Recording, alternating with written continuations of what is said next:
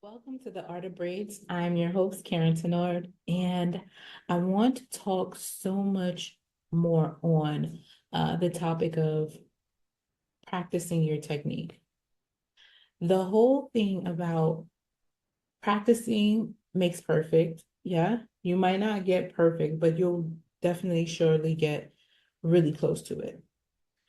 When you are practicing your technique, there's things about you that you have not yet tapped in on, right? So when you first things, you have to master the basics.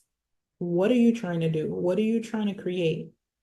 If it's about parting, it's about art, like what is the thing? Understand that first and then dive in. If you can visualize exactly what you're trying to create, you'll be able to figure out what to do with your hands.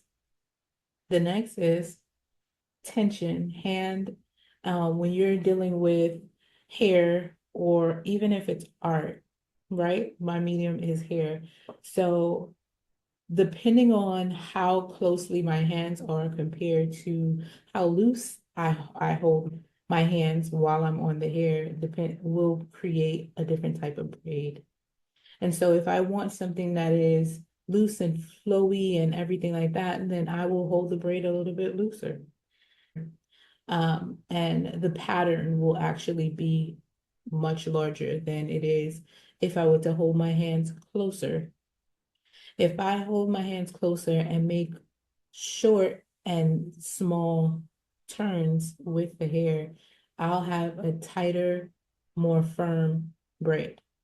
And so you just need to know what kind of look you're trying to go for. If you want to go with that bohemian look, then the looser the better. If you're trying to get that polished, straight, accurate, neat look, then keep your hands closer together.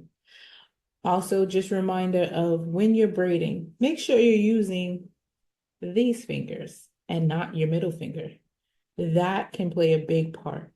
I can't tell you how many of my clients or people that I've taught where they're using the middle fingers to braid and they're wondering why their braid is so loose because it's not a comfortable thing to do. When you're braiding with your middle finger, it's not something that people go to. When you pick up an item, you use these two fingers to pick it up. You don't use the middle finger to pick up anything. So when you're trying to braid and you use your middle finger to braid, it becomes a little abnormal and unnatural. So you want to do the two fingers, which is your pointer and your thumb. Once you adjust that and get used to that, that's basically you'll see what I'm talking about. Another thing is how to train yourself for speed and precision. It is very important in our industry that braiders work with speed, but precision as well. And so over time, practice helps you do that. Try using a mannequin or a family friend or a friend or a family member and just work on their hair. Try to see, time yourself, use clockers, use your phone, put yourself on timer. How quickly am I able to do this braid? If you're adding art, if you're creating art with the hair, time yourself. How long does it take me to create this piece?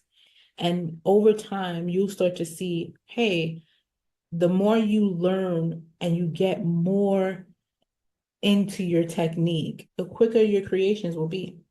And so, again, I'm your host, Karyne, and here's another episode on the Art of Braids.